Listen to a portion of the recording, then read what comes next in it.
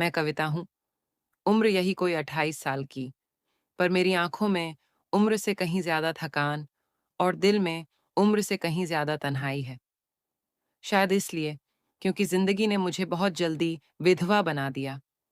शादी को मुश्किल से 3 साल ही हुए थे, जब एक एक्सीडेंट में मेरे पति रवि चले गए। सब कुछ जैसे वहीं रुक गया। ससुराल में सब थे, लेकिन उस हादसे के बाद हर किसी की नज़र में मैं एक बोझ बन गई थी। सासू माँ ने तो बोलना ही बंद कर दिया था और जेठानी देवरानी अपने-अपने कामों में लग गईं। बस एक इंसान था, जो रोज़ मेरी आँखों की चुप्पी पढ़ लेता था, मेरे ससुर जी। उन्हें सब बाबूजी कहते हैं, लेकिन मेरे लिए वो सिर्फ़ ससुर नहीं थे, वो मेरे अकेलेपन की चुप सहमति बन गए थे। शुरुआत में हमारी बातचीत सिर्फ़ ज़रूरतों तक सीमित थी। कुछ खाया आज? दवाई ली? रवि की तस्वीर साफ़ की थी क्या? लेकिन धीरे-धीरे ये छोटे-छोटे सवाल मेरी दिनचर्या का हिस्सा बन गए। एक दिन जब मैं छत पर अकेली बैठी रो रही थी, उन्होंने मेरे पास आकर सिर्फ इतना कहा, तुम्हारी चुप्पी बहुत कुछ कहती है कविता। मैं सुन सकता हूँ, अगर तुम कहना चाहो। उस दिन पहली बार किसी ने मेरी तन्हाई को समझा। मैंने बोलना शुरू किया, धीरे-धीरे, जैसे बरसों की जमा चुप्पी पिघल रही हो। मैंने उन्हें बताया कि मैं कैसे हर रात रवि की कमी से लड़ती हूँ, कैसे एक विधवा होने का मतलब सिर्फ सफ़ेद कपड़े और सिंदूर मिटाना नहीं होता, बल्कि हर दिन एक नए दर्द से लड़ना होता है। और उन्होंने सिर्फ सुना नहीं, महसूस किया। मैंने कभी नहीं सोचा था कि जिनसे मैं नज़रें तक नहीं मिलाती थी, एक दिन उनकी आँखों में मैं अपने आँसुओं का सुकून ढूँढूँगी। पर क्या ये सिर्फ इंसानियत थी या कुछ और भी? मैं खुद से ये सवाल रोज करती थी। बाबूजी को पहले मैं सिर्फ रवि के पिता की तरह देखती थी, सीधे, सख्त मगर ईमानदार। लेकिन जब रवि चला गया, तो मैंने देखा कि वो आदमी भी अंदर से टूट गया है। हम दोनों अलग-अलग कोनों से एक ही दुख को जी रहे थे। शुरुआत में हमारी बातें बस जरूरत भर की होती थीं। कुछ खाया? ठीक हो? दवाई ली? धीरे-धीरे उनकी नजरों में कुछ ऐसा था जो मुझे चुप रहकर भी सब कह देने की आजादी देता था। वो कभी ज्यादा सवाल नहीं करते थे, लेकिन जब वो मुझे छत पर अकेले बैठा देखते, तो उनके चेहरे पर एक चुप्पी होती जो चीखती थी, मैं जानता हूँ तुम्हारा दर्द। एक दिन जब सब लोग बाहर गए थे, बाबूजी ने पहली बार मुझसे कहा, कविता, कभी-कभी तुम्हें देखता हूँ तो लगता है कि तुम किसी से कुछ कहने को तरस रही हो। अगर कभी मन करे तो मैं हूँ।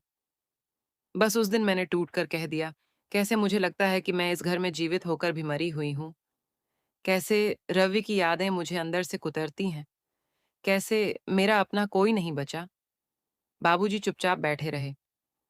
उन्होंने कुछ नहीं कहा, लेकिन जब मैं रोते-रोते सो गई, तो लगा किसी ने मेरा सिर बहुत हल्के से सहलाया था। नींद में मैंने उनकी उँगलियों की नरमी महसूस की थी। मैं जानती थी, ये सब एकदम सामान्य नहीं था। एक बहू और उसके ससुर के बीच इस तरह का जुड़ाव समाज की नज़रों में पाप है। लेकिन जब कोई भावनात्मक शून्यता से गुजरता है, तो जुड़ाव रिश्तों की परिभाषा से नहीं, दिल की पुकार से होता है। क्या यह गलत था कि मुझे बाबूजी की आंखों में अपने लिए एक अपनापन दिखता? क्या वो सिर्फ मेरी चिंता करते थे या कुछ और भी था? ये सवाल मेरे मन में हर रोज उठते और फिर मैं उन्हें दबा देता। नहीं, कविता, ये बस तुम्हारा भ्रम है। उस रात बहुत ठंड थी, बिजली चली गई थी, घर में सब सो चुके थे। मैं अकेले कमरे में कांप रही थी। तभी दरवाजे पर दस्तक हुई। बाबूजी खड़े थे, हाथ में एक पुरानी रजाई ली। तुम्हारे कमरे में हीटर नहीं है ना? ये रख लो, उन्होंने कहा। मैंने रजाई थामी और पहली बार हमारे हाथ टकराए। उनके हाथ ठंडे थे, लेकिन उनकी उंगलियां थरथरा रही थीं, शायद मेरी तरह ही। मैंने आंखें नहीं उठाईं, लेकिन उनकी आहट देर तक मेरे कमरे में बनी रही। उस रात मैं पहली बार चैन से सोई। एक दिन घर में एक मेहमान आया, बाबूजी का कोई पुराना दोस्त। उन्होंने मजाक में कहा, अरे हरिश्चंद्र, तुम्हारी बहू तो बड़ी खूबसूरत है, अभी भी जवां दिखती है। बाबूजी हंसे नहीं, बस चुप रहे। शाम को जब हम अकेले बैठे थे, तो उन्होंने कहा, कविता, अगर कभी कोई और जिंदगी मिले, तो शायद उसमें तुम मेरी होती। मुझे नहीं पता उस पल मैंने क्या महसूस किया। सच कहूं तो मुझे झटका नहीं लगा, क्योंकि कहीं ना कहीं मैं भी यही सोचने लगी थी। रवि की मौत ने मेरे अंदर की औरत को दबा दिया था, लेकिन बाबूजी की मौजूदगी ने उसमें फिर से सांसें भर दी थीं। अब हमारे बीच कोई शब्द नहीं होते थे, लेकिन स्पर्श बढ़ गए थे। कभी वो मेरे सिर पर हाथ फेरते, कभी मैं उनके कंधे से लगकर रो लेती। एक बार जब बारिश हो रही थी, उन्होंने मेरी भीगी साड़ी में मेरा चेहरा देखकर कहा, तुम्हें देखकर कभी-कभी लगता है तुम सिर्फ बहू नहीं हो कविता, तुम एक औरत हो जो जीने की हकदार है। मैंने उस दिन खुद को उनके सामने पूरी तरह खोल दिया। रिश्ता शारीरिक नहीं था, लेकिन उसमें आत्मा का स्पर्श था। पर क्या दुनिया इसे समझती? एक दिन मेरी जेठानी ने मुझे बाबूजी के कमरे से निकलते देख लिया। उसकी आंखों में जो शक था, उसने मुझे अंदर तक डरा दिया। मैं रात को बाबूजी से कहने गई, हमें ये सब रोक देना चाहिए। उन्होंने धीरे से कहा, मैं भी जानता हूँ कविता, ये रिश्ता दुनिया में जगह नहीं बना सकता, लेकिन क्या हम इसे नकार सकते हैं? हम दोनों चुप हो गए। उस चुप्पी में प्यार था, डर था और बहुत गहरा जुड़ाव। एक सुबह मैं उठी तो बाबूजी घर में नहीं थे। उनका कमरा खाली था। तकिए पर एक चिट्ठी रखी थी।